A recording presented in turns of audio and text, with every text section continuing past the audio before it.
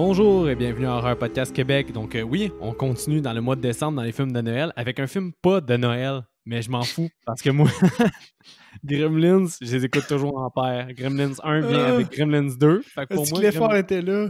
L'effort était là parce que quand tu... Excuse-moi, je te coupe, mais quand tu quand tu me l'as présenté, t'as dit « Oh, on va regarder les films de Noël, là, Gremlins 1 puis 2, ça va être... On va faire des films de Noël. » Fait que j'avais full d'attendre que le 2, ce soit un film de Noël.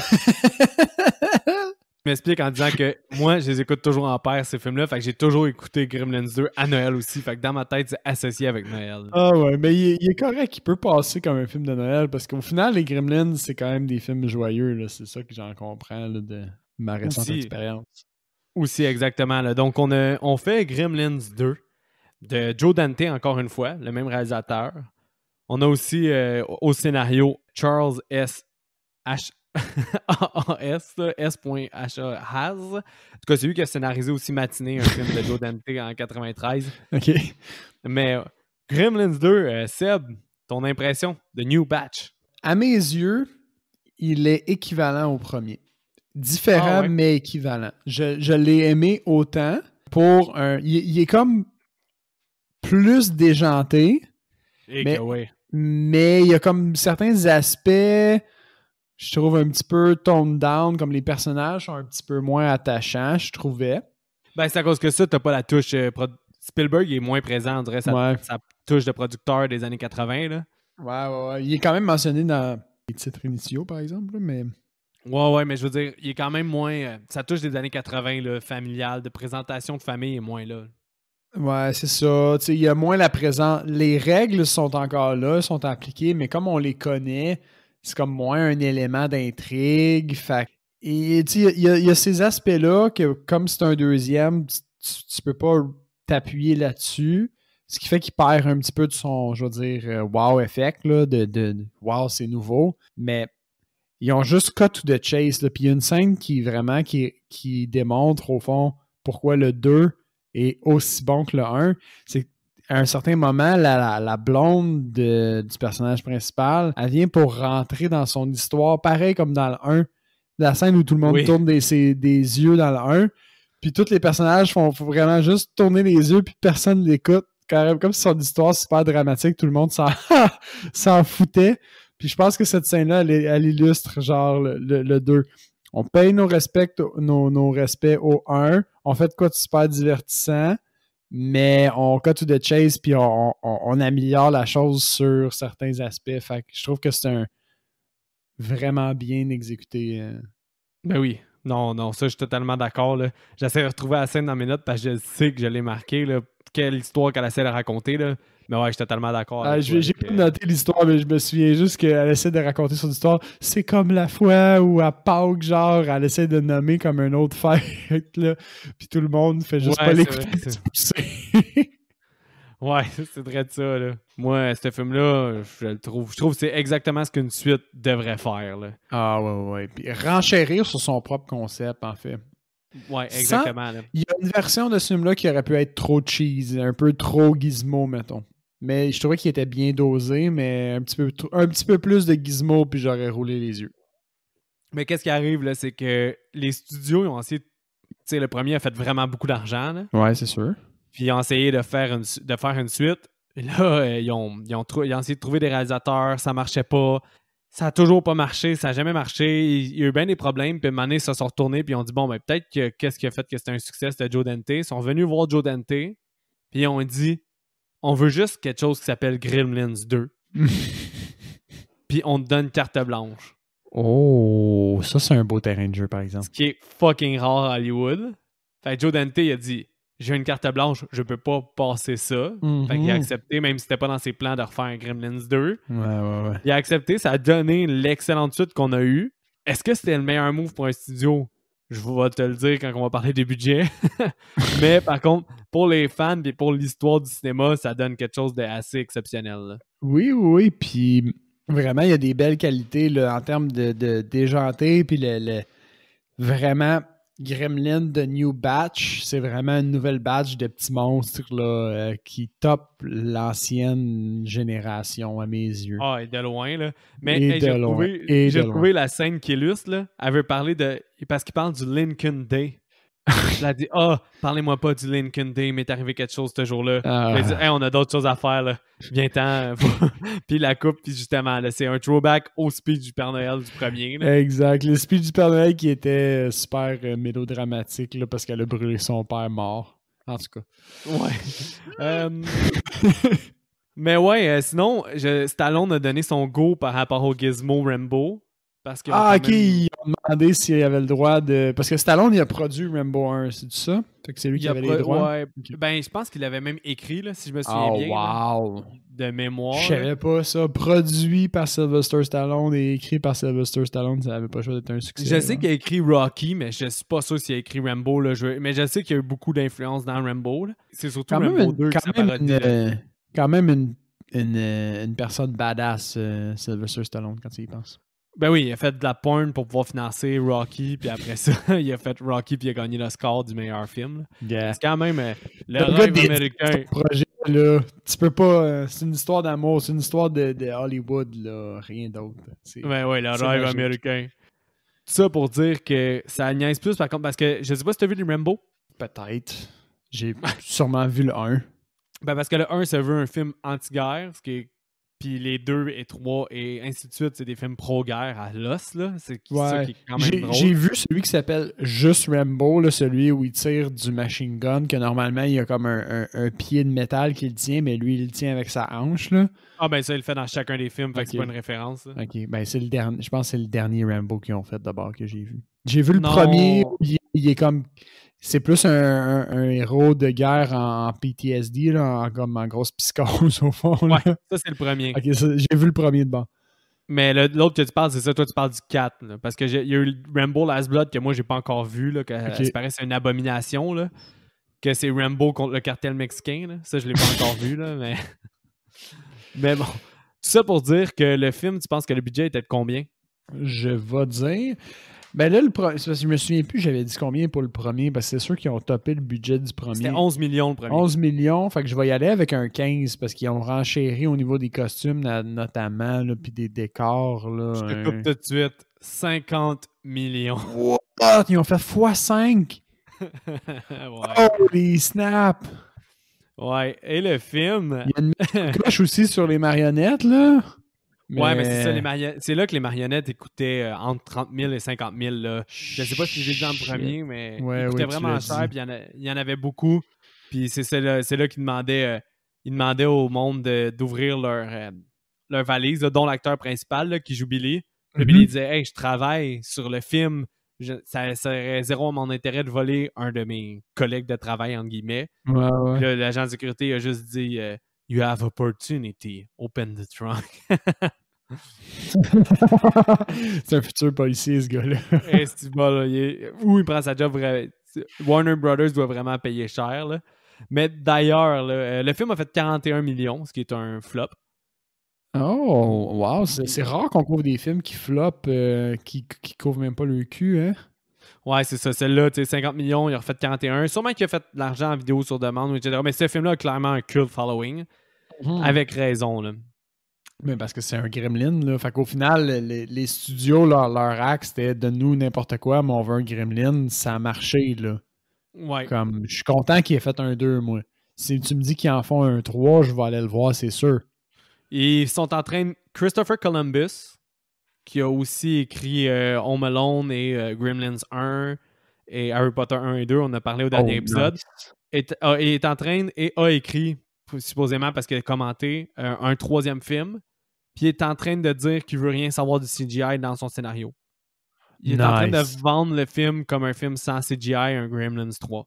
Ça serait hot.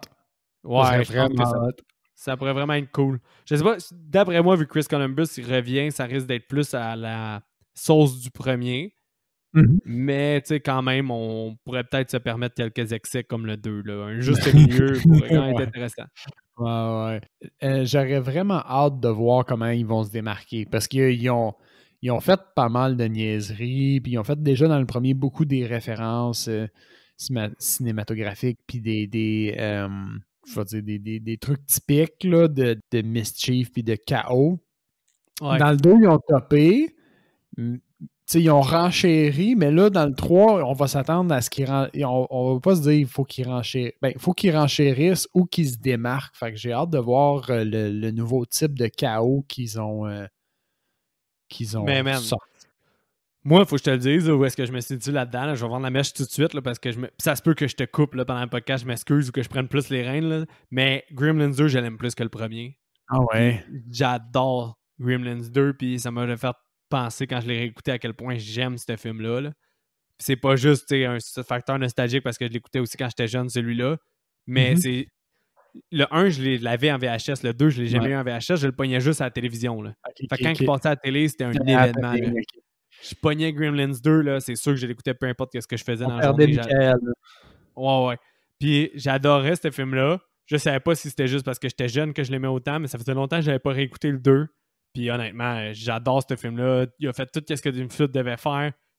L'humour autoréférentiel ou l'humour de cinéma, on va tout y revenir, là, parce que je pense que la première partie du film, on peut vraiment la passer vite, puis si tu me permets, au pire, je pourrais prendre les rênes, puis passer à travers la première partie du film vite, parce qu'à partir de quand les Gremlins sont là, il y a tellement à dire qu'on pourrait faire un podcast de 2 heures, là, à mon opinion. Non, mais c'est vrai. Là. OK. All right.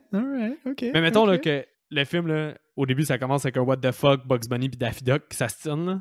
Déjà, t'as le ton du film, puis c'est pour ça que Joe Dante voulait faire ça. Là. Ah, ça faisait partie du film, ça? Ouais, je pensais que c'était juste mon DVD qui était parti sur une chire. Non, c'est... OK. C'est vraiment... c'était voulu, puis c'est à cause que des fois, il y avait des introductions de films qui étaient comme ça, qu'il y avait des mini-courts-métrages, un peu comme Pixar fait en ce moment avec des courts-métrages. Ouais. Puis là, c'est une grosse signature de leur part, là, les courts-métrages chez Pixar. Mais il y en avait des sketchs de Bugs Bunny avant des films. Fait que là, les gens s'attendaient à voir ça, mais finalement, c'est se transformé en joke. Là. Fait que là, le ton du film, là, d'être conscient qu'il est un film un peu. Tu vois, j'ai vraiment pas porté attention. Je sais qu'il y a eu un sketch, mais je peux même pas te dire de quoi il parle. J'ai vraiment pensé que mon DVD, il avait ajouté de quoi sur le DVD puis que ça faisait pas partie du film et je l'ai même pas écouté. Ça fait partie du film. Après ça, t'es à New York, Chinatown. Gizmo écoute Rambo 2 dans Chinatown. Exact. T'es présenté au boss de Billy parce que Billy puis sa conjointe ont déménagé à New York. Ils travaillent dans un gros bureau qui est Monsieur Clamp. Mr. Clamp. Mais ça, j'ai trouvé ça hot, là. Mr. Trump? Exactement. I take New York. I take New York, puis Mr. Clamp. Puis genre, son signe, c'est un C qui écrase la terre, tu sais. Puis moi, ce que j'aimais vraiment là, de l'environnement du début du film, c'est le gars, son père, c'est un inventeur raté, puis il se retrouve dans une grande entreprise d'inventeurs ratés, puis il n'y a rien qui marche autour de lui, puis il continue de se fâcher après son environnement. Ouais.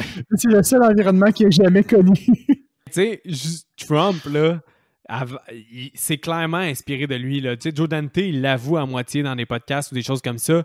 Mais tu sais, tu repenses à Trump avant d'être le président des États-Unis, maintenant qu'on a connu, puis le personnage qu'on a connu. Ben oui, tu sais, c'était quand même...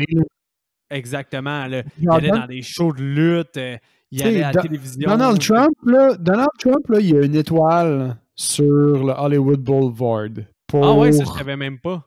Il y a une étoile sur le Hollywood Boulevard pour, je pense, pour The Apprentice, comme étant une star de la TV. Ah ouais. Je savais même pas. Ouais. Mais c'est juste pour dire que justement, là, c'était une personnalité publique. Clairement, le personnage de Clamp, il est inspiré de Trump, là. On va se le dire, là, c'est évident. Là. Ouais, puis il est typique quand même. Mais c'est ça, là, Billy a des règlements bien raides dans sa job. Ils se font scanner, puis ils ont toutes les informations des employés. Il n'a pas le droit de mettre un pot de fleurs.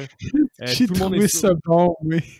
Ben oui, tout le monde est surveillé. Là. C'est comme une société totalitaire. Là. Ah oui, puis c'est l'argument du gars pour lui dire qu'il n'a pas le droit d'afficher de quoi sur son bureau, tu sais.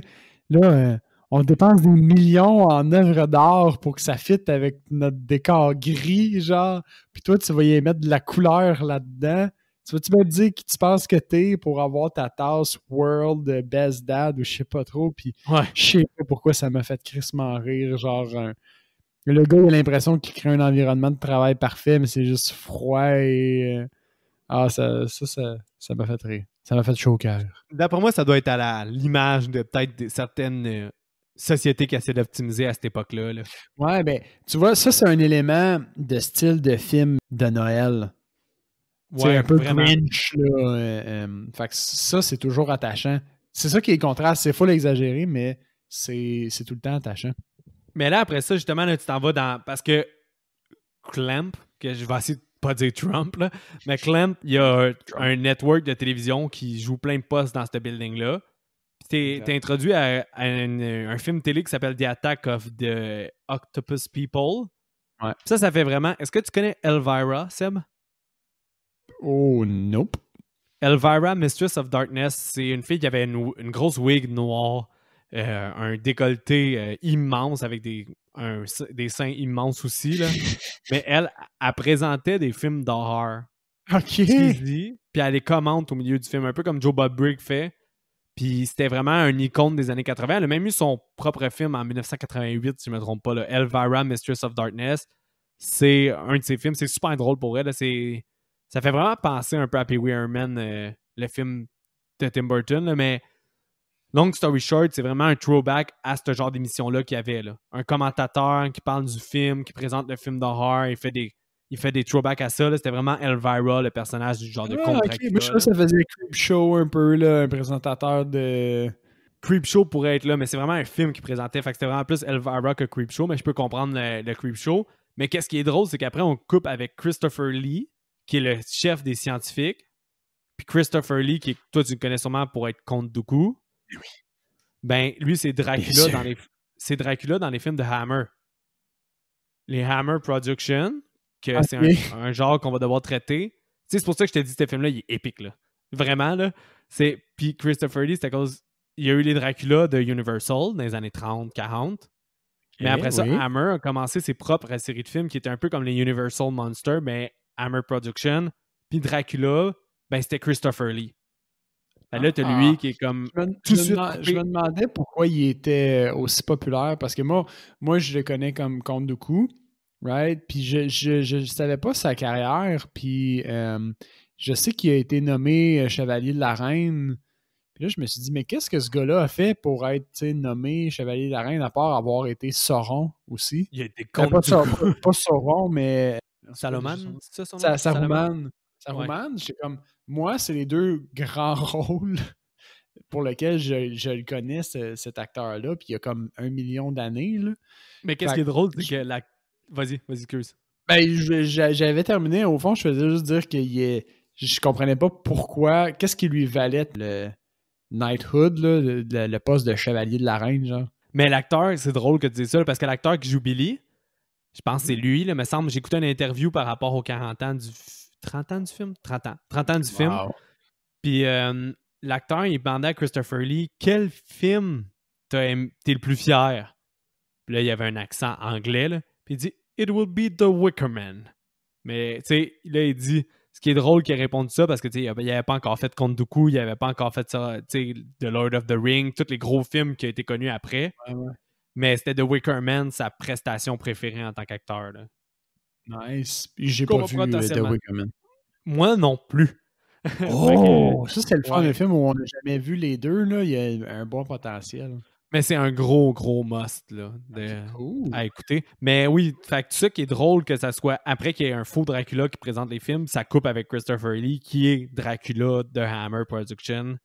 Nice. Mais là, eux, dans le fond, qu'est-ce qui arrive, c'est il y a des deux jumeaux dans le laboratoire qui ont trouvé Gizmo après la destruction d'un immeuble dans Chinatown. Oui. Ça ils l'amènent au laboratoire. Les deux jumeaux, parce que c'est clairement une entreprise qui fait du clonage puis des trucs pas legit. Fait que le fait qu'il y ait des jumeaux, ça te fait te demander comme quel point c'est des jumeaux legit. Ouais, c'est vrai, pareil, hein? C'est vrai. Mais moi, il y a plein d'affaires. Là. Quand t'es dans le labo, t'as comme une vache qui passe, puis là, elle dit... c'est incroyable comment c'est riche comme environnement. T'as le docteur qui reçoit son... des germes, puis qui dit si je voulais avoir de la malaria, puis là j'ai juste eu je sais pas trop quoi, des rabies. Ah ouais, ça n'a pas d'allure.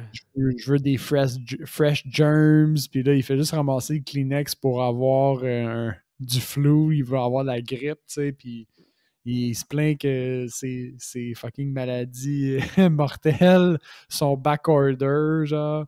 C'est Ouais, non, ça intense, c'était là. bon aussi, là, Ah toutes les ouais, affaires. j'ai adoré la vache, c'est vrai. Je me suis I like l'autre, giving milk. I like giving milk. C'est que là, qu'est-ce qui arrive, c'est c'est que bon. Gizmo chante sa chanson thème Ah oui. du premier film, puis un livreur l'entend. Le livreur se rend sur l'étage de Billy, puis Billy reconnaît la chanson. Puis là, il demande au livreur où est-ce que tu as trouvé ça, puis il dit c'était au labo. Fait que c'est ça qui fait que Billy se retrouve au labo, puis il s'en va chercher Gizmo. Ouais. Mais moi, je trouve que Billy, c'est un peu un jerk. Ah ouais, pourquoi? Parce que il y avait toutes les informations en main pour retrouver puis aller voir Gizmo bien avant ça. Non, mais c'est pas un jerk. Wow, il se l'est fait enlever à la fin du premier. Mais oui, Puis mais, il respectait le maître chinois d'y avoir enlevé. oui, mais il aurait pu aller le voir. Il sait que s'il est à New York, il sait que c'est dans le Chinatown, puis son père, il a clairement l'adresse. Mettons qu'il aurait vraiment voulu aller voir Gizmo, il aurait pu. Mais les responsables, les ancêtres de Gizmo puis les gens qui s'occupent de lui disent qu'il était pas apte à s'en occuper. C'était quoi son droit d'aller le chercher au final? Il n'est pas obligé d'aller le chercher. Il aurait pu juste aller dire salut, puis je m'ennuie toi, petit bonhomme. Ça aurait été très respectueux de sa part d'ailleurs, vu qu'il vit dans la même ville que Gizmo. Ben, je comprends ton point, mais je trouve pas que c'est un jerk pour autant. Pour non, moi. mais c'est juste, en le regardant, j'étais comme, t'es surpris de le voir, mais tu sais qu'il vit à New York, t'as fait aucun effort, mais t'es un mauvais ami. Mais aussi dans le labo, là, t'as la géante araignée qui fait vraiment throwback au film des années 50 de monstres, là, un peu. Mais bon, Billy va chercher Gizmo, le met dans son classeur. Ouais. Il ferme la patte dessus, des choses comme ça. Il essaie de le cacher. Ouais. Là, on a de l'humour un peu situationnel. Là. Mais bon, il demande... Vas-y, je laisse piloter. Vas-y. Oh, ça paraît que je suis trop énervé, hein? Ah ouais, t'as le goût, j'ai même pas envie de t'arrêter. Mais c'est à cause que je veux passer à travers vite le début parce que c'est vraiment à partir de quand les Gremlins sont là que ça pète, là, puis ce film-là, il y a tellement de références, tout ça. Mais il demande à Kate d'aller chercher Gizmo.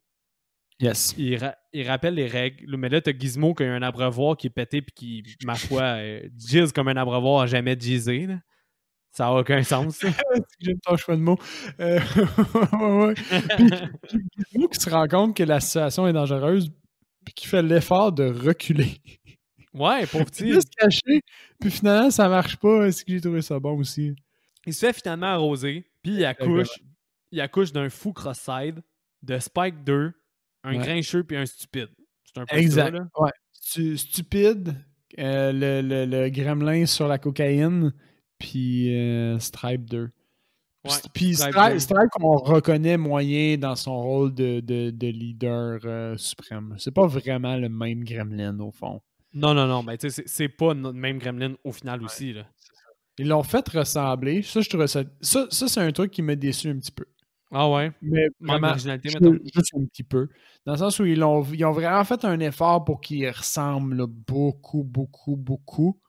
Puis au final, ils lui ont pas comme redonné la même place dans l'histoire ou dans son rôle. Ce qui me fait dire que c'était pas comme le même gremlin au fond. Ouais. Mais ils ont fait vraiment un effort pour qu'il ressemble beaucoup. Je pense que c'était pour qu'on sache que ça va être lui le plus méchant de la gang. ouais. C'est un peu pour faire confiance à son public, là, je comprends. Ouais, c'est ça. Je trouve ça un petit peu poche, mais c'est un aspect très, très, très mineur. Ouais, vraiment. Là. Mais il intimide Gizmo, ils le mettent dans la réaction. Là, après ça, tu vois que Billy est avec sa boss cougar rousse dans un resto canadien. Ça, j'ai trouvé ça drôle. Là. C'est un nouveau resto canadien, puis à ce point, tout le monde est déguisé en police montée. Puis j'étais comme, wow! Toutes des polices montées, la fourrure partout. Je me suis dit, j'espère que c'était vraiment voulu de Joe Dante d'être humoristique à l'os ou j'espère qu'il ne voyait pas de même dans les années 90. Là, juste mais je pense qu'il nous voit encore comme ça, là, mais c'est correct, c'est drôle. C'est pas grave. Ça se peut, ouais. Mais en tout cas, Billy, il retourne de ça. Là, il retourne au centre. Le centre commercial a l'air d'être 24 heures sur 24. Ouais, il s'arrête jamais, je pense. Non, c'est ça. Là. Long story short, sa conjointe s'en va chercher le cocaïnomane, comme tu dirais. Le gremlin, ça coke. Ouais. Il dit, un moment donné, elle dit, wow, Gizmo, t'es vraiment hyper. Ah ouais, hein? Il est intense, ce gremlin-là. Moi, ça m'a fait rire en crise. Il est tellement intense, là, puis son petit rire de gremlin, genre, hi-hi, Ça m'a vraiment fait rire. Beaucoup. Non, il est J'étais vraiment à jeun intense. quand Ah ouais, j'ai tu l'as regardé. aimé? Oui, je l'ai aimé. J'avais peur que tu le trouves trop exagéré, là, justement. Non, il est tellement à un point intense que au début, t'es comme, OK, moi, il est gossant un peu. Puis au lendemain, t'es comme, OK, là, c'est bon. Si j'ai compris, puis ça fait rire.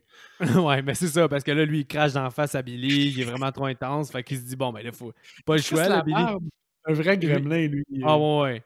Billy, il se dit, faut que je m'en retourne chercher Gizmo à la Tower, à la pas Trump Tower, mais la Clam Tower.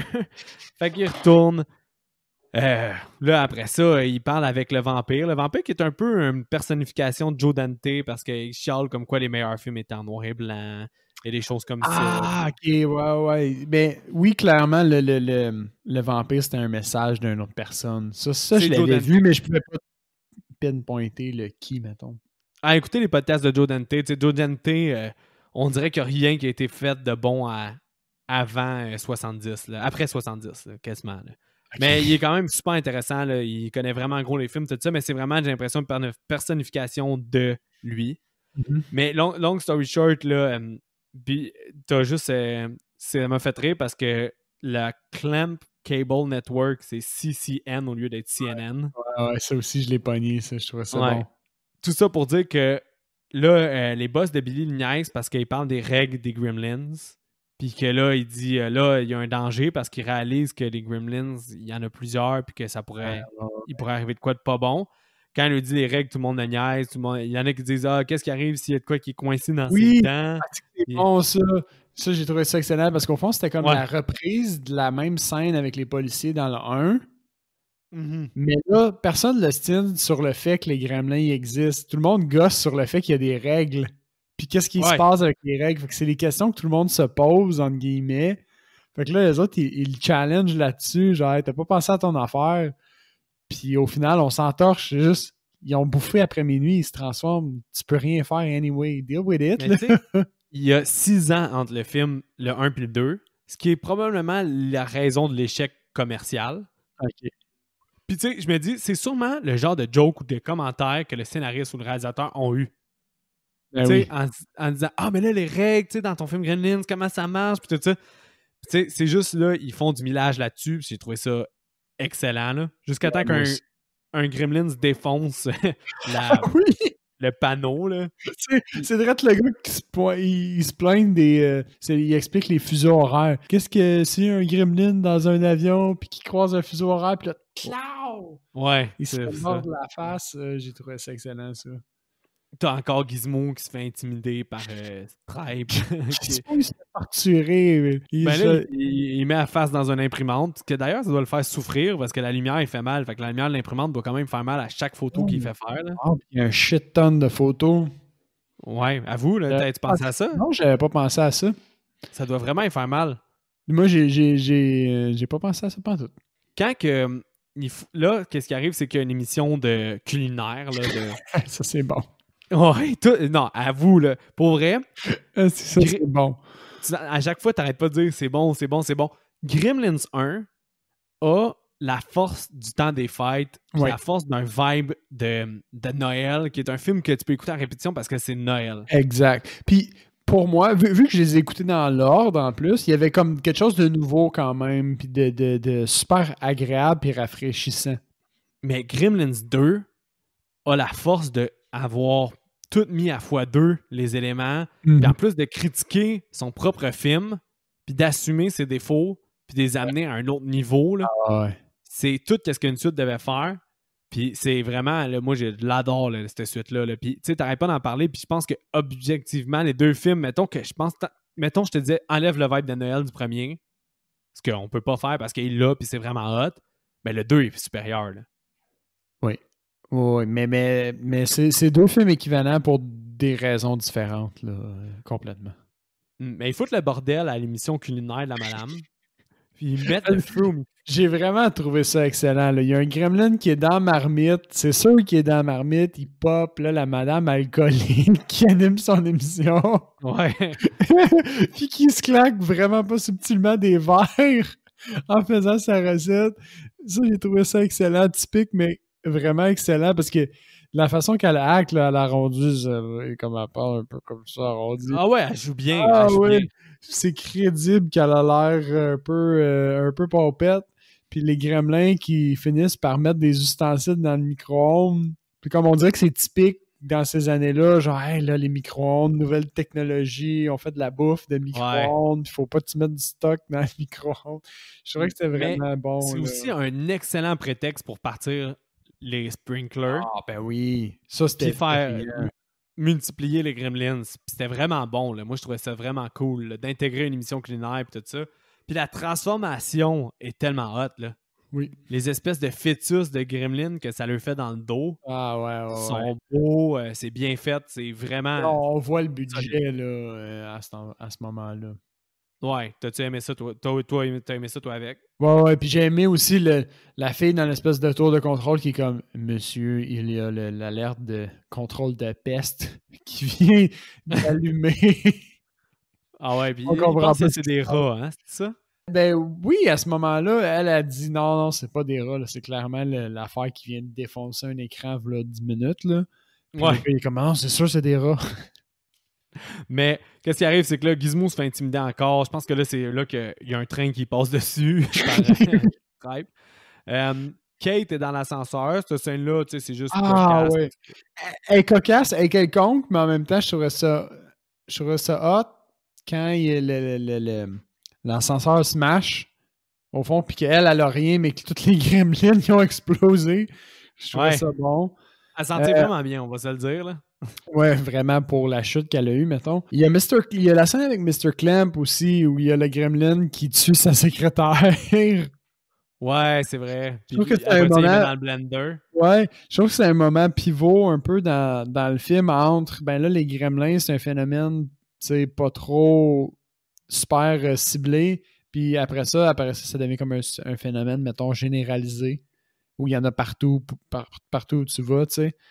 Ouais. Puis la scène avec M. Clem, c'était hot quand il le met, puis le gremlin qui fait sa secrétaire, puis qui a des moves de secrétaire qui est comme OK. Ouais. J'ai trouvé ça excellent aussi. Ah, c'est de la très bonne humour. Là. Moi aussi, j'ai trouvé ça. J'avais oublié cette scène-là en plus. C'est bon que tu reviennes à ça. Mais dans l'ascenseur, il y a une drill là, qui se fait mettre dans le mur. Ouais. Ça, d'après moi, c'est une référence à Buddy's Double de Brian De Palma là, en 84. Là. Ça fait vraiment comme un plan dans Buddy's Double. Là. J'espère que c'est une référence, mais sinon, c'est juste moi. Qu'est-ce qui se passe dans Buddy's Double à part la drill? Décris-moi la scène. Non, Buddy's Double, c'est... Buddy's Double, c'est à voir. Là. C'est tout un exercice de Brian De Palma. Là. Pour te donner une idée, le Buddy's Double, là, c'est kitsch pendant la première 45 minutes du film environ. Mm-hmm. Puis tu te dis, mais qu'est-ce qu'il fait? Là? Pourquoi il a fait ce film-là? C'est de la marde. Mais finalement, le kitsch est utilisé pour le film. Puis la dernière heure te propulse dans un tourbillon. Là. C'est une expérience, ce film-là. Buddy's Double, là, c'est fucked up. J'ai adoré ce film-là, mais il faut passer à travers les premières 45 minutes que tu te dis, c'est un soap. J'étais en train d'écouter Les Feux de l'amour. C'est pourquoi Brian De Palma a fait ça? Qu'est-ce qui se passe? Mais finalement... Puis finalement, ça prend en tout cas. J'espère que c'est une référence à ça. Je voulais juste savoir parce qu'il y aurait peut-être eu d'autres indices dans le fait. Il y a la hache tout de suite après la drill. Puis on voit les gremlins qui écartent les jambes de la fille quand ils passent le j'ai même pas remarqué. Ouais. Puis je trouvais ça intense un petit peu. Je l'ai remarqué sur la deuxième écoute. Puis j'étais comme, c'est de mauvais goût, ça. Fort probable une référence à Buddy's Double. Fait que je me disais, si c'est vraiment une référence, c'est peut-être pour ça là, qu'il y a eu le choix d'écarter les jambes de la fille. Mais c'est super subtil la façon qu'ils le font. Là. C'est pas comme un petit qui essayait de la violer, mais ils le font pareil. Ouais, c'est quand même gross quand tu regardes. Moi, j'ai pas remarqué, c'est vrai que c'est gross.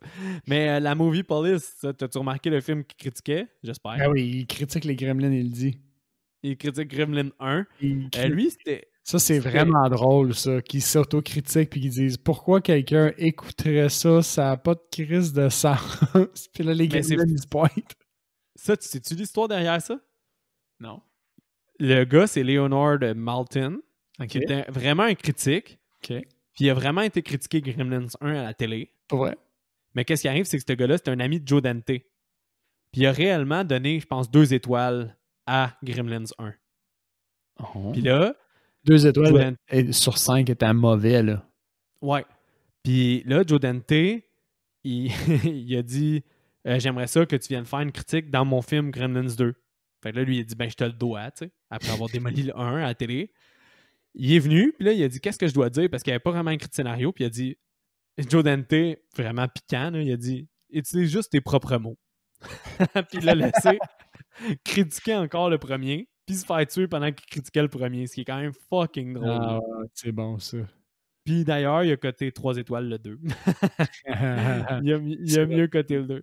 C'est repris. Après, là, ça va dans la scène du labo, là, qui est... Exactement. Puis c'est là que je vais te demander... fucking top. Est-ce que tu as aimé à quel point... C'est là que le film, moi, j'ai trouvé qu'il se donne des ailes, puis qu'il se permet de surpasser des ailes. C'est mal dit parce qu'en fait, il en donne vraiment des ailes. Mais moi, j'ai trouvé ça épique comment il utilise le labo, puis quand il utilise les formules qui fait muter les Gremlins. OK. As-tu aimé ça ou t'as pas aimé ça? Sur la première écoute, j'étais pas sûr si j'aimais ça. Okay. Pendant la scène, à la fin du film, en rétrospective, je me disais, j'ai vraiment adoré cette scène-là. Sur la deuxième écoute, all the way in sur cette scène-là, une des meilleures scènes du film. Tout se passe. Il sème plein de petites graines dans cette scène-là pour la suite du film qui est déjà pas mal over the fucking top. Ah ouais, man. T'as juste déjà là, que t'as Christopher Lee qui rentre avec une espèce de feuille dans les mains. Ouais. Ça, c'est le film The Invasion of the Body Snatcher, mais pas la version de Kiev, pas Kiev Sutherland. Je me trompe encore. Son père. Donald Sutherland, ouais. La version de 1956, si je me trompe pas. Que c'était ça, les Pod Person. Enfin, il rentre avec ça qui est une référence à un film de 1956 qui est quand même drôle, qui met aussi à la télévision dans Gremlins 1. Un des films qu'on voit à la télévision dans Gremlins 1, c'est Invasion of the Body Snatcher 56. Ouais. Déjà, ça, c'est quand même très hot. Voir que t'as vu ça. Ouais, mais c'est parce que j'ai vraiment aimé celle-là. J'ai tout aimé les versions d'Invasion of the Body Snatcher. J'ai vraiment aimé. Tu l'avais-tu trouvé par toi-même ou tu l'as trouvé sur Internet? Ah, ça, je le savais. Body Snatcher, je l'avais spoté dans le 1, puis je savais que ça, c'était un cocon, là. Respect. Respect, bro. Mais t'as celui qui avale le sérum d'intelligence, là. Ça, c'est épique. Ça, c'est bon. Ça, c'est bon. Parce que c'est ça qui manquait dans le 1. Il manquait comme un but, puis là, on te sert un personnage qui peut t'expliquer le but, puis il fait juste de la merde parce que c'est un gremlin. Il est genre, ben, qu'est-ce qu'on veut? Ben, on veut la civilisation. On veut. Ah ouais. Là, il t'explique tout ce qu'il va faire, puis il fait comme, oh! Puis c'est parfait parce que c'est exactement le gremlin que tu veux, puis il te livre exactement ce que tu veux, mais exactement ce que tu veux pas, dans le sens, tu veux qu'il t'explique pourquoi les gremlins sont comme ça, puis lui-même étant un gremlin, il fait pas ce que tu veux. Mais c'est ça, qu'est-ce qui est fucking drôle, c'est ils font juste y mettre des lunettes puis une élocution de feu, genre. Tu sais, that's it. C'est fucking bon.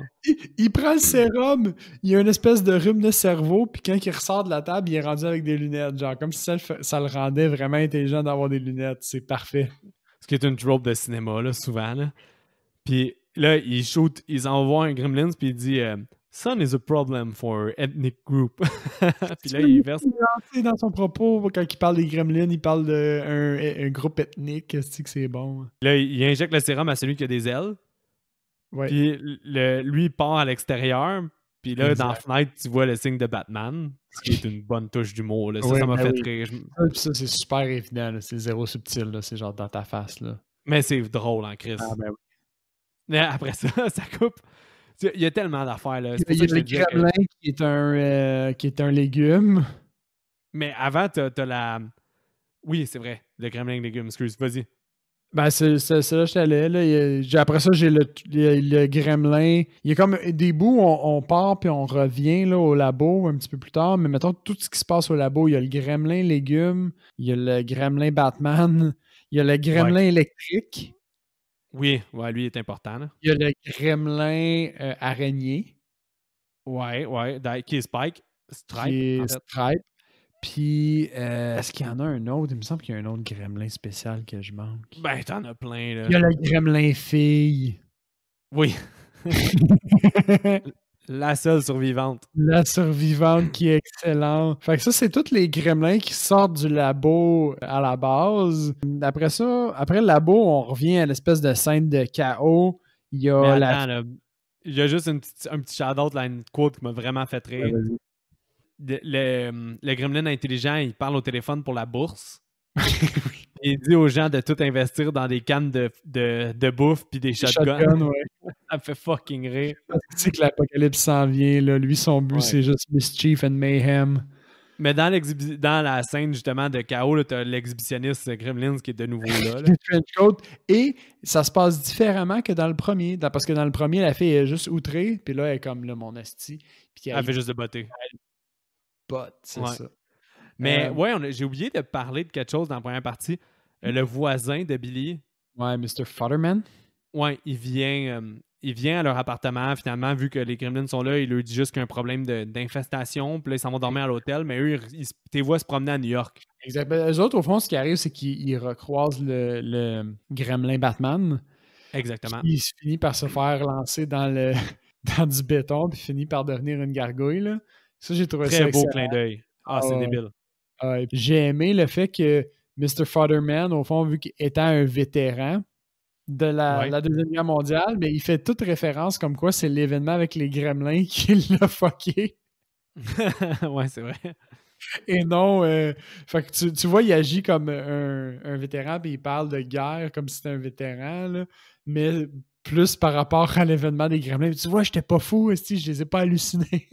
Ah ouais, il capote, ce gremlin, lui, là. Comme la raison pour que Mr. Futterman embarque comme dans la guerre. Gizmo se fait encore intimider. Gizmo s'entraîne.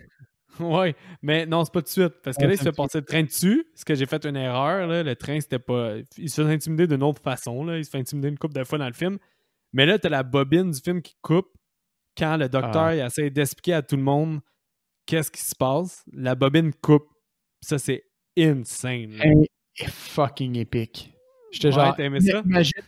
Imagine que t'es au cinéma puis arrive ça, là. Comment t'es satisfait par ce qui se passe? Clairement, là. Tu ne pas être satisfait par la bobine qui coupe, les gremlins qui jouent avec la bobine. Nudies. Ils font des ombres, là. C'est excellent. Ah oui. Hey, je capotais. Puis là, bon, naturellement, les gremlins, ils te servent un film de je vais dire porn, là, mais pas de porn. Là. De l'ancien porn. Du vieux porn des années. Film érotique. Puis le manager du cinéma, qui est un personnage qu'on revoit, qu'on a déjà vu, il me semble, là, ce gars-là, dans d'autres... Tu te souviens-tu du film? Dans Chopping Mall, right? Oui, c'est exactement. C'est le gars dans Chopping Mall. That's it. Puis qui fait juste dire, OK, je vais régler votre problème. Arrêtez de capoter avec les gremlins. Puis ça va demander à fucking Hulk Hogan. Non, mais avant, déjà, le commentaire de la madame, c'est quand même drôle, là, parce que c'est encore autoréférentiel. Là. Elle dit This is worse than the first movie. OK, ça, j'avais pas pogné. J'avais juste pogné le projectionniste qui dit tout ce qu'ils veulent, c'est regarder les Blanche-Neige et les Sept Mains. Ouais, puis il dit We don't show movie, we don't make movie, we just show them. Fait que des calices. Mais oui, là, comme tu dis, ça va voir Hulk Hogan.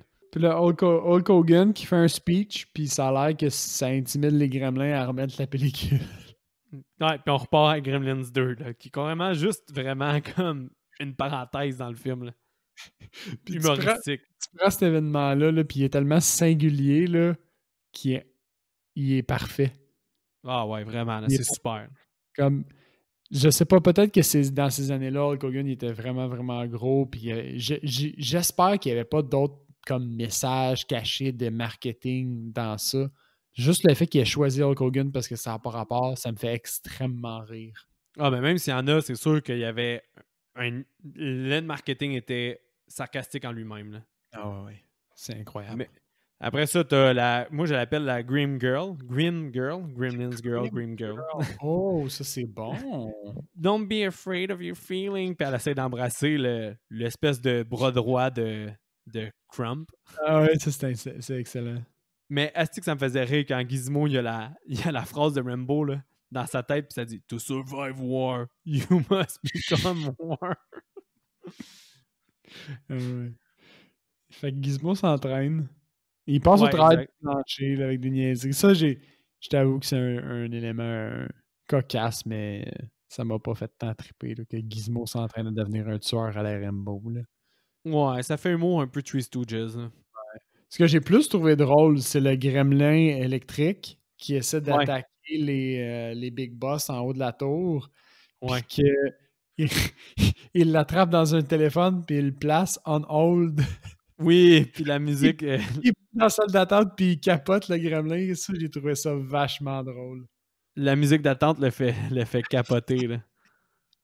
Ah oui, j'ai trouvé ça vraiment, vraiment vachement drôle parce que pour n'importe qui a déjà eu affaire avec du service à la clientèle, c'est toujours horrible le style musique. Ah ouais, mais tout le monde a déjà eu ce moment-là dans sa vie, là.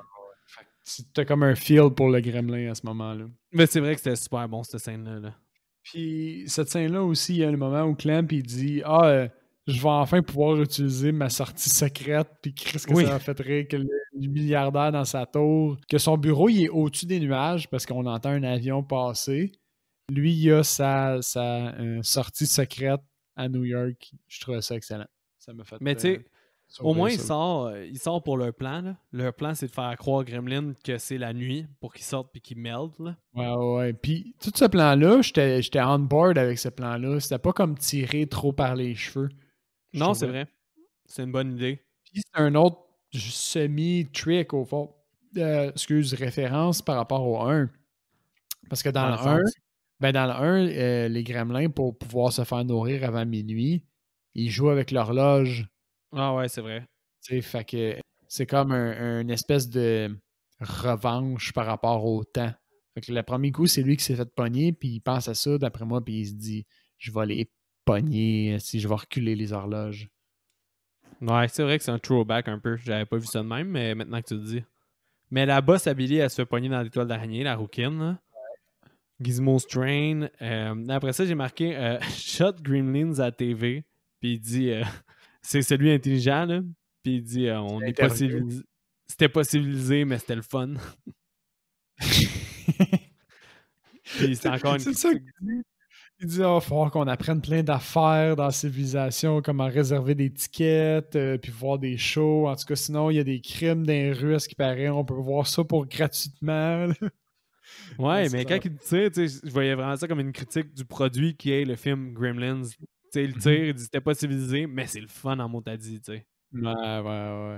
C'est excellent. Mais t'as le look de Gremlin araignée qui est quand même très cool, là, moi j'ai trouvé, là. Exact. Fait que, il y a Billy qui se fait pogner dans une chaise de dentiste, qu'on s'en fout. Il y a Mr. Futterman qui vient le sauver, on s'en fout. C'est C'est là qu'il vrai. y a Cathy, puis au fond, je me souviens plus c'est quoi le nom, mais la rouquine qui est pognée dans la toile d'araignée. Ils voient le gremlin araignée, ils sont comme ah mon Dieu, il est dégueulasse, qu'est-ce qu'on va faire? Et Gizmo arrive pour sauver le show avec son Ouais. arc à flèche et son arc à flèche en feu avec une. Je sais pas qu'est-ce qu'il tire, là, mais c'est un crayon, Je je pense que pense, c'est du avec. liquid paper qui met en feu. C'est excellent. Je pense que c'est ça. Du bon vieux liquid paper. Ça fait longtemps que j'ai pas manipulé ça. Euh, Fait qu'il finit par tuer, au fond, c'est sa revanche contre Stripe pour l'avoir To intimidé. fight the war, you must become war. Il finit par le faire exploser. Fait que Exact. lui, il meurt. Puis à partir de là, si tu pensais que c'était over the top, tu repognes un autre petit coche. Ah, parce que tu vois toutes encore les gremlins. C'est un peu comme la scène du bar dans le premier. Exactement. Mais Fait que là, tu repognes un multiplié autre à petit deux, là. coche. Puis là, t'as justement le commentateur, le vampire, qui est un commentateur, qui te le dit. Là, il dit It seems like they're doing a musical. Ah ouais, New York, New York. Exact. Puis qu'est-ce que j'ai trouvé ça bon, là, genre, ils se mettent à faire un musical, puis que t'as l'espèce de mosaïque de la fille, puis que dans l'œil dans l'œil, t'as la fille qui repop pour faire le show. J'ai trouvé ça vraiment excellent, là. Ça m'a vraiment diverti, ça. Ah ouais, c'est vraiment bon, là. T'as des gremlins avec des tattoos de Warner Brothers, Phantom of the Opera, t'en as, là, name it, là. Les références sont. Il y en a une aux 2 secondes dans cette scène-là. C'est vraiment incroyable. Bon, finalement, il y a le plan final qui ne peut pas rentrer à exécution parce qu'il se met à pleuvoir dehors. Fait que ça, j'ai trouvé ça bon parce que c'est un genre de twist of event facile, mais logique, dans le sens que c'est sûr que s'il pleut et qu'il fait noir dehors, ton plan, il T'es est capote, baisé. fucking baisé. Ouais. Puis j'aurais été déçu que finalement leur plan marche comme du premier coup, one shot. Je t'avoue. Ouais, non. C'est vrai. Fait que c'est bon aussi. Finalement, ce qu'il fait, c'est qu'il y a contre toute attente, il se dit je vais arroser les gremlins. Il y a quand même un esti de plan, hein? Ouais. Fait qu'il arrose les gremlins, ce qui les cause à vouloir se multiplier, en fait. Puis il relâche le gremlin qui est on hold, le gremlin électrique, puis il électrise au fond tout, électrocute, excusez, parce qu'il les tue. Donc il électrocute tous les gremlins d'une shot, puis il sauve la place. Ouais, exact. Puis t'as C'est une comme ça. référence. Dans Curve, t'as une référence à The Wizard of Oz. Ah, la sorcière, c'est ça. J'étais pas sûr si c'était The Wizard of Oz. Ouais, Fait que c'est ça. si je l'avais pas dit, je n'aurais probablement pas parlé, mais c'était clairement une référence. J'étais Ben pas oui, c'est sûr. ça. I'm melting! C'était ça, 100% sûr. Puis là, j'ai aimé les interactions avec Clamp à la fin. Là. Tu sais, le film est basically putain over the top à partir de là, mais c'est Ouais, un vraiment. gros focus sur Mr. Clamp à partir de ce moment-là. Fait qu'il y a comme de quoi il y a son escouade privée, puis tout ce qu'il fait, c'est business, business, business, puis il tombe comme semi en amour avec la boss, puis sa déclaration d'amour, c'est « You work for me, don't you? » Ouais, la rouquine, là. Ouais. Puis Et elle a dit I work hard. Est-ce que j'ai trouvé ça excellent? L'emphase sur hard. Work Ouais. hard. Ah bon Dieu, mais comme il marche fort! Mais ouais, puis c'est pas mal de même que le film est fini. Ah ouais. Ah, est-ce que c'est bon? Je pense que je vais être obligé de revoir. Ah, je revois-tu ma note? Je suis pas sûr. La première, t'avais donné 7.8, me semble, comme moi. Ça se peut-tu? Moi, J'avais donné un 7.8. 7. Mais dans mes notes, j'ai 7, mais je suis certain qu'en reparlant, là. Je pense que t'avais donné 7.5. Ouais. Moi j'avais Mais donné comme 7.8 au premier. j'ai dit qu'il était équivalent, puis en reparlant, je pense que je l'aime de plus en plus, ce film-là. Fait que c'est un 7.5 lui aussi, là. Clairement. Au minimum. Moi, j'y vais avec un 8.5, man. Ah ouais. Toi, t'as le facteur super nostalgique en plus qui est Ben, présent. oui puis non. C'est juste parce que pour reste, c'est une suite awesome. Ils ont fait tout ce qu'une suite devrait être. Il y a des références de cinéma pas trop in your face, pas trop pas in your face. En tout cas, c'est tout. Je trouve que le film est très bien dosé dans son excès. Il y en a qui sont in your face parce que même moi, j'en ai pogné une coupe, Ben, comme Batman. des obvious et des quand même moins obvious, mais il y en a des très deep, là, comme ton affaire de Body Snatcher. Je m'excuse si t'es pas un fan de ces films-là ou tu les as pas vus étant plus jeune. Fait que là, tu sais, le public cible pouvait pas catcher cette référence-là à l'époque, je pense. Public cible étant comme, je sais pas, jeune adulte, un peu plus large, là. Mais Fait c'est juste le fait que ça soit autoréférentiel aussi, là. oui. Qui critiquent dans le film les Gremlins, qui font des commentaires, eux autres même au scénario du premier, comme que t'as déjà mis la carte sur table, là, c'est toi-même qui l'as souligné, couper son speech cheesy, plein d'affaires de même, tu sais, on dirait qu'ils ont comme, outre l'aspect que le premier a un charme incroyable à cause de l'aspect Noël, ben celui-là, tu sais, si t'enlevais le charme du premier, comme c'est définitivement un meilleur film de A à Z, là. Ah ouais. Selon moi, là. Mais le charme du premier reste là, puis ça reste que c'est un bon débat, là, pour vrai. Là. Lequel est le meilleur, le premier puis le 2? Moi, je suis du côté du 2, mais je peux entièrement comprendre quelqu'un qui me dit j'aime plus le 1. Là. Ouais. Question comme ça t'arrive-tu de regarder le 2 sans avoir regardé le 1? Ou de les regarder dans l'autre ordre, le 2 puis le 1 après? Alors, ça m'est arrivé, maintenant moins, mais ça m'est déjà arrivé là, une couple de fois là, de pogner un 2 ou un 3 puis de faire retourner au premier. Tu sais, les Friday the 13, je pense Non, que mais je c'était le parlais, meilleur mettons, exemple. les Gremlins. Non, j'écoute le 1, le 2 tout le temps. Toujours le 1 puis le 2. Hein? Mais ça, je pense que c'est un indice qui dit qu'ils sont quand même équivalents. Parce que si, mettons, il était vraiment, vraiment that much supérieur, tu l'écouterais tout seul. Mais non, mais je pourrais l'écouter tout seul, pour vrai. Ouais, je suis pas mal sûr parce que j'ai déjà écouté tout seul. Mais honnêtement, j'écoute tout le temps les deux en paire, mais les deux sont tellement bons. Tu sais, 7.8 là, pour le 1, c'est quand même une excellente note aussi. Là. C'est juste, Ouais, le pour un film 2, de Noël. le 2, il y a vraiment une place dans mon cœur. Ton petit cœur. Fait que Seb, IMDB, Yes, sir. le sexe... Ah, ben avant, on va s'ouvrir une petite bière. Yes. Donc, vas-y pour le sexe et la nudité. J'ai envie de dire 1.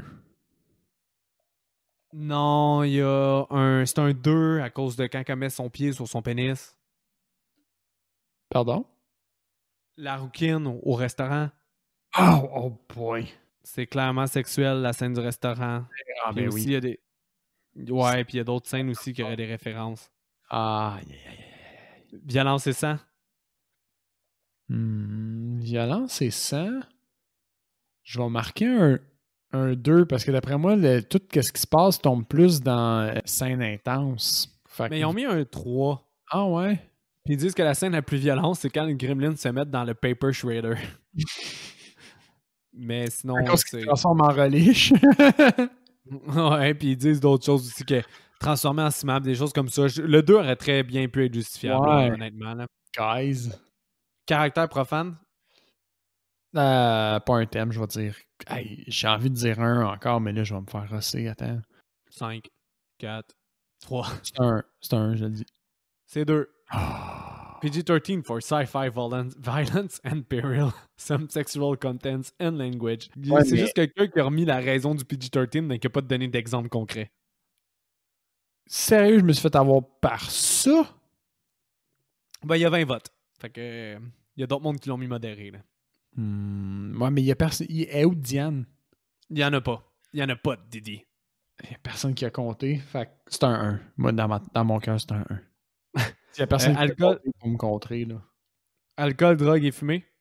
Je pense que oui. Je pense que même les gremlins fument. Fait que c'est. Mais il y a moins d'alcool. Dans le premier, il y avait la scène du bar où on les voyait boire, tandis que là, à mon souvenir, il n'y a pas de. Il n'y a pas de gremlins qui boivent, mais il y a des gremlins qui fument. Je vais dire un 2 encore. Ouais, c'est un 2. Puis ils Cool. disent qu'il y en a qui boivent, mais aussi qui fument. Effrayant et scène intense. Ben, je vais dire un 3. Mais non, ils disent que c'est un 2. Puis ils disent que malgré que c'est plus intense, il y a moins de meurtre puis moins de violence que le premier. Envers les humains, mettons. Ah, Que ok. c'est- Ouais, c'est beaucoup- qu'il n'y a pas la madame qui se fait propulser au travers de sa maison par sa chaise, là. La seringue dans les fesses, mais ils disent que c'est beaucoup humoristique, fait qu'ils ont mis ça pour un 2. Hey Seb, c'est fait ouvrir par Gremlins 2. Vraiment, là, j'ai pas eu une bonne perception versus les internets de ce film-là. Tu veux-tu commencer pour ton recast ou finir ou... Je peux commencer, le mien est très court. Vas-y. Naturellement, quand c'est un film qu'on aime, c'est plus difficile. Je sais pas comment toi ça a été. Moi, j'en ai juste 2. Ouais. Mr. Clamp, OK. je l'ai recasté par Nicolas Cage. Ah, ça aurait pu être bon, ouais. Est-ce que j'aurais aimé ça de voir. Il manquait de Cage. Juste une petite notch de Cage Madness dans Mr. Clamp, là. Ouais. Cage qui imite Trump pour faire Mr. Clamp, là. Hey boy, un festin. Ah, bah ouais, ça aurait été bon. Puis mon autre, c'est le Mr. Forster, l'assistant de Mr. Clamp. Je l'ai recasté par Stanley Tucci, que dans ma tête, il joue le rôle d'assistant par défaut dans n'importe quel film. Ouais, c'est vrai. Stanley Tucci est toujours l'assistant. Toujours l'assistant, jamais rôle clé dans Captain America. C'est comme le docteur principal, mais c'est l'assistant de la mise en forme de Captain Ouais, c'est ça. America. Dans Devil Wears Prada, c'est carrément l'assistant. Dans Hunger Games, c'est le commentateur, mais il y a un rôle de second plan qui est toujours en second, au fond. C'est vrai, pareil. Non, c'est un bon recast pour ça, mais je vais te faire rire. Regarde, tu fais une transition vers mon recast. Fait, wow! Moi, l'assistant, c'est Jean-Claude Van Damme. Oui! Oh oui! Avoue. Je suis fier de toi. Ouais, pour la similitude physique, là, puis Jean-Claude Van Damme aurait été hilarant dans un rôle de même, là, contrairement à Contre-emploi. Qui se claque une split par rapport pour faire whatever Jean-Claude Van Damme fait dans ce film-là. Il split pour embrasser la Grim Girl. Ah ouais. Je veux voir cette scène-là. Ben, pas tant que ça, mais en tout cas. Le livreur qui entend Gizmo chanter, je l'ai recasté par Fez dans That 70's Show, qui est la Carl Wilmer Valderrama. Autant j'ai beau dans ma tête ton choix de personnage à recaster, autant je suis content. Parce que c'est excellent. C'est similitude encore une fois. Et pour celui qui joue Dracula, J'aurais pris... J'aurais pris c'est Captain Spaulding dans House of Seven, de House of Thousand Corpses, Sid Egg. Oui. OK. Pourquoi pas? Un Pourquoi? personnage qui aurait vraiment plus sacré, là. Ouais, T'sais? j'aurais aimé ça le voir faire son capitaine Spaulding, mettons, pendant qu'il filme, super cadré, puis de le voir faire son clown qui sac puis qui est dégueulasse au fond. C'est ça. Hors Sans caméra. être un tueur, là, comme dans, dans les autres films, ça serait juste Captain Spaulding, pas tueur, qui est l'animateur. Mhm. C'était ça mon recast. Incroyable le recast, mais vrai. Pas pire. Pas pire, hein? Je suis vraiment satisfait. Je pense que j'aurais choisi ton Jean-Claude Van Damme over Stanley Tucci.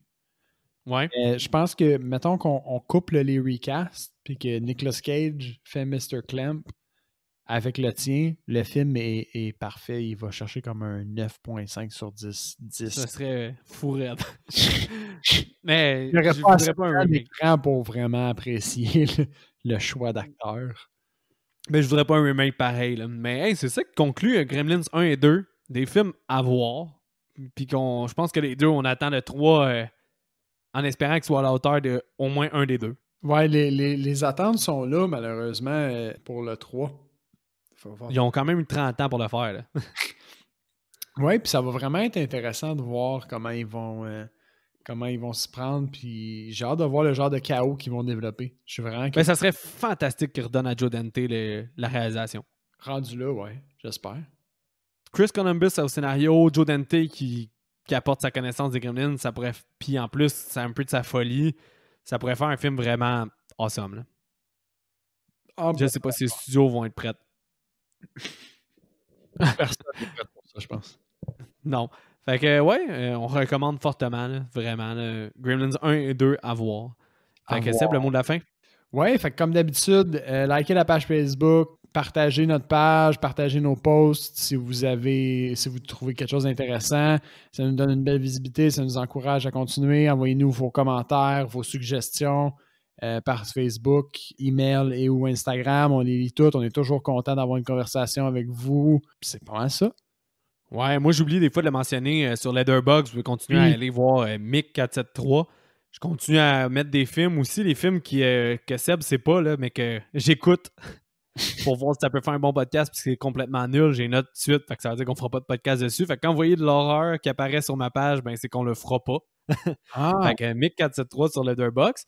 Mais sinon, je tiens à le dire aussi, on est dans le temps des fêtes. Des fois, c'est tough de trouver des cadeaux ou n'importe quoi. Seb, il aime pas ça parler de lui-même, il aime pas ça parler de ses affaires, mais regarde, je te mets on the spot, Seb.